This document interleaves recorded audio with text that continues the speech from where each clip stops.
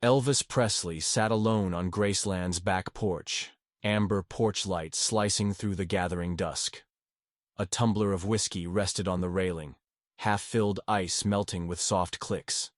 He held a folded newspaper but didn't read a word. The headlines blurred into the hush of cicadas. Over the past weeks, Maria, his housekeeper, had arrived each morning in silence, moving through the rooms with precise efficiency and never meeting his eye. Tonight, as shadows draped themselves over his face, Elvis felt an unfamiliar tug, an unspoken question that wouldn't let him rest. What do I really know about her? At dawn, he watched her depart along the empty lane, shoulders squared against the chill.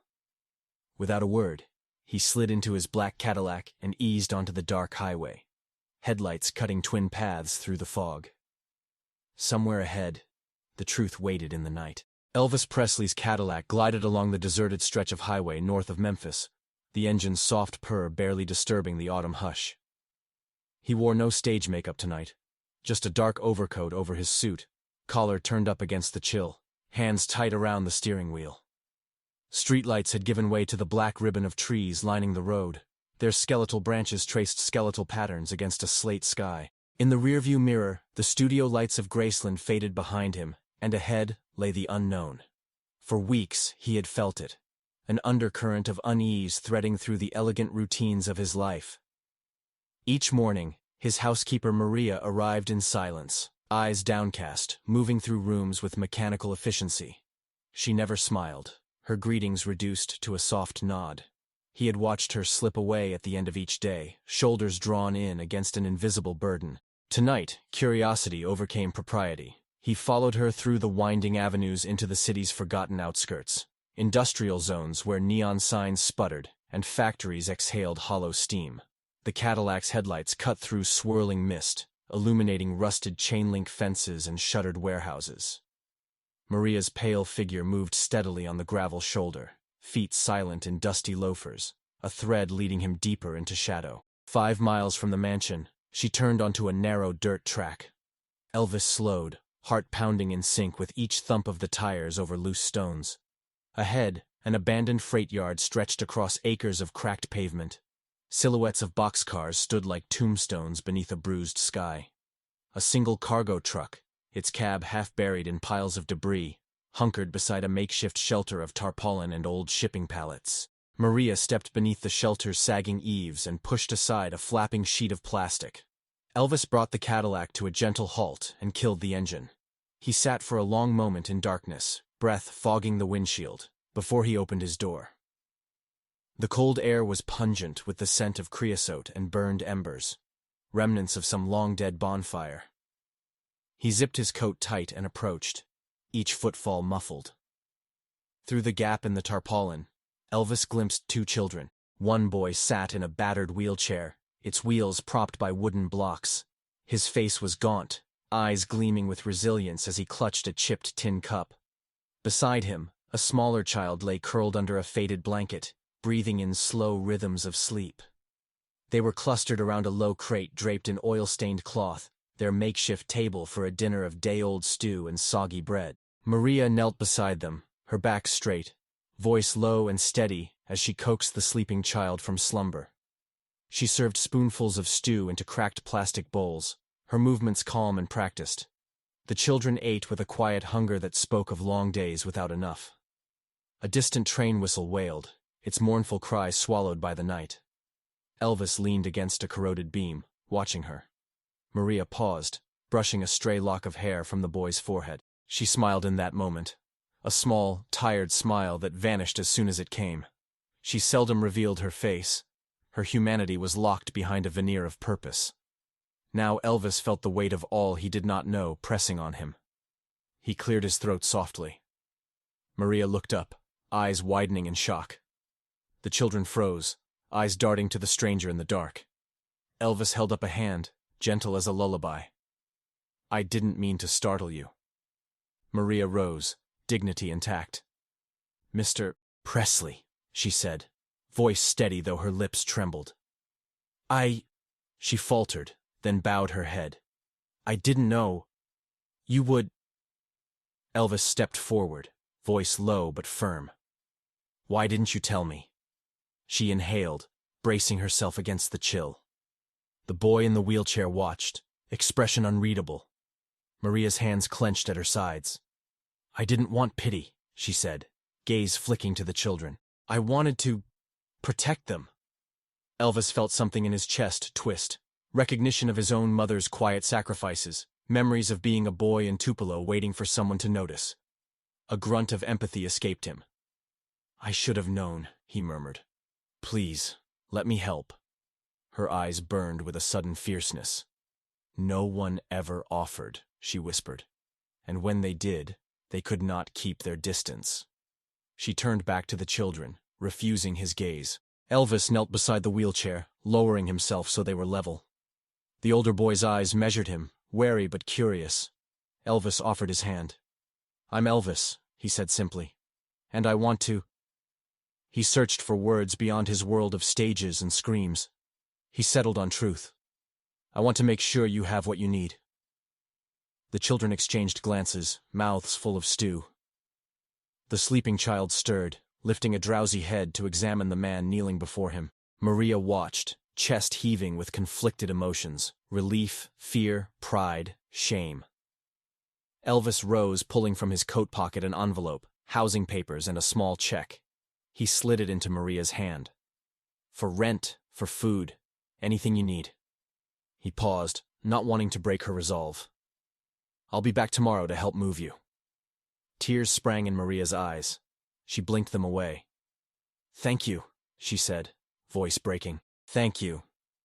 Elvis stood in the yard of broken crates and sleeping children, the night air cold, but infused with the warmth of a promise kept. He knew the road back to Graceland would feel different now, no longer a retreat from trouble but a hinge between two lives. As he walked toward the Cadillac, his mind whirled with plans, a safe home, medical care, education. But for now, silence reigned, charged with the gravity of compassion meeting need. He drove away, headlights fading into the horizon, leaving behind the makeshift camp lit by Maria's soft glow. In the rearview mirror, Elvis saw her standing tall beside the children, a guardian reshaped by the arrival of someone who dared to care. And as the city lights of Memphis drew near, he carried with him the quiet knowledge that distance to truth could be measured not in miles, but in the courage to follow a silent plea into the dark. Elvis eased back into the high-backed armchair in his living room, the one upholstered in dark green leather, and stared at the muted glow of the record player spinning its vinyl gospel sermon. The needle crackled softly through the mournful harmonies of mountain choirs, each note steeped in longing. Outside, the night stirred with the hum of cicadas, but inside Graceland, silence had settled like dust on every surface. He pressed his fingertips against the throbbing bruise on his forearm, recalling the harsh impact of the nightstick, the echoing thwack that had cut through his calm. That gentle admonition, "He hasn't done anything wrong, officer," had been met with reflex violence. The image of his own skin split in surprise haunted him. A flash of white collar turned red in an instant. He had demanded the details. Tell me who she is, where she comes from. Now, left in the wake of his quiet fury, he sought meaning in every lyric spinning around him. The singer wove tales of deliverance and sanctuary, but Elvis felt none of that refuge here. Instead, the music only underscored his restlessness. He rose without a sound and crossed to the wooden sideboard, unraveling a stack of fan mail he'd collected that day. Gratitude, adoration, triumphs, pleas. Each letter bore the signature swirl of a name he had never met. He flipped through envelopes until he paused at one lined in blue. A child's scrawl, shaky but earnest. Dear Mr. Presley, my mom lost her job last month. We're praying she finds work soon. She used to sing with me every night. Please tell her she's not alone. Little Jimmy. Elvis's throat tightened. The boy's words mirrored his housekeeper Maria's silence, a loneliness she had carried behind her stoic composure. His own mother had once stepped into strangers' homes, ironing, washing linens, to put food on his table. He remembered the way her hands worked the fabric, stubborn and deliberate, as if she could press hope into every fold. He sat on the edge of the chaise longue, reading Jimmy's letter again. She's not alone. The phrase filled the room more fully than any spotlight ever could, He closed his eyes and felt the weight of every life unseen by the glare of his fame. Before dawn's first light, he summoned his assistant, Joe Esposito, and a pair of trusted aides. They arrived in the cavernous foyer, anticipation taut in their silence. Elvis laid Jimmy's letter on a silver tray. "Find out everything you can about Maria," he instructed, voice hushed. "Her family, her past, where those children live. Help me understand." Joe bowed his head. "Yes, sir. We'll begin at first light." Elvis watched them file away, resolved. He flicked on the lamp by the chaise and pulled an ashtray closer, lighting a cigarette with unsteady fingers. The room filled with blue-gray haze. He exhaled slowly, letting the smoke carry away his frustration. He could feel the night's hush binding itself tighter to his mind, refusing to release him into sleep. He thought of the small eyes of Maria's son, dark with quiet dignity, as he maneuvered his wheelchair down cracked pavement. He remembered how the younger child's breath had risen in sweet slumber, oblivious to hunger. Elvis rose and stood beside the window, looking out at the black silhouette of trees. The world appeared still, yet the truth he had glimpsed would not let him rest. He tapped ash into the dish and closed his eyes. "I grew up with a mother who scrubbed floors and mended dresses," he murmured to the empty room. "She never asked for thanks, only that we survive." He pictured his childhood home in Tupelo, the narrow hallways where he'd tiptoed past his mother's ironing board, the single bulb that cast long shadows on the peeling wallpaper. Those memories had felt distant, like sepia snapshots, until tonight. He sat back down, the fabric of the chaise cold beneath him. He reached for the ashtray again, but paused, catching sight of a framed photograph on the mantel, Maria, smiling shyly, arms folded, standing in a garden outside Graceland. He rose, retrieved the photo, and studied her face. Compassionate eyes, a face lined by unseen burdens. He tucked the frame into his jacket pocket. When the first rays of dawn brushed the horizon, Elvis placed the photograph beside Jimmy's letter and rose. He moved to the piano in the corner, its ivory keys still warm from yesterday's hymn. He did not play. Instead, he stood in silence, absorbing the gravity of his new mission, to uncover the hidden, to bear witness to lives lived in shadow. Sunlight crept into the room, gilding the edges of the record spinning still, though its song had ended hours before. Elvis straightened his tie, smoothing his jacket, and inhaled a decisive breath. He would meet Maria with knowledge, not charity. He would present her with dignity, not pity. And he would ensure her children felt the reach of compassion in ways better than any performance. Elvis turned from the window, his reflection steady in the grand mirror over the piano. For the first time, he understood that true power lay in humbly wielding kindness, and that the distance between his world and hers would be measured not in geography, but in the depth of his commitment to close it. He left the living room without a backward glance, the morning air awaiting him through the front doors of Graceland, carrying promise of steps yet to be taken toward a truth neither stage nor audience could provide. By mid-morning, Elvis's world had shifted from melody to mission. He convened a small circle in his private office, Joe Esposito, Priscilla Presley, and 2 trusted aides. On the walnut desk lay blueprints and deeds, neatly stacked. Elvis pointed with a calm decisiveness. "Maria shouldn't have to sleep in that shed anymore. I want to buy her a real home, somewhere safe, warm, where those children can grow." Esposito nodded, studying the maps. "I've already found a listing in East Memphis. 3 bedrooms, small yard, under her budget. I'll have the papers drawn up today." Priscilla folded her hands, concern in her eyes. "Elvis, must it be a surprise?" He met her gaze without hesitation. "Yes, she doesn't need charity. She needs dignity." By afternoon, deeds were signed in strict confidence. A relocation specialist was engaged to transfer the wheelchair-accessible modifications, secure a pediatrician's referral, and arrange enrollment at a neighborhood school. All details were to remain undisclosed, no fanfare, no headlines, just a house ready and waiting for Maria's arrival. That evening, Graceland's kitchen was quiet. Elvis entered before the staff, lingering near the gleaming counter where Maria would soon prepare breakfast. He selected a white porcelain mug, her favorite, and set it by the coffee machine. When she arrived in the morning light, he motioned for her to fill the pot. Maria worked without a glance, but Elvis watched her fingers wrap the filter, measure the grounds. He took a deep breath, steadying the words he would speak. She lifted the mug to pour. Steam curled between them. Elvis reached across the counter, placing a small brass key on a folded note beside her station. Maria's fingers brushed the cold metal. Her shoulder tensed. He spoke softly, voice measured. "Maria." She froze, the mug's handle unmoved. He continued, unwavering. "I know where you've been living." Maria's eyes snapped to his. Gratitude and shame warred in her gaze. She set the mug down, porcelain ringing. "Mr. Presley." "Elvis," he corrected gently, "and this is the key to your new home."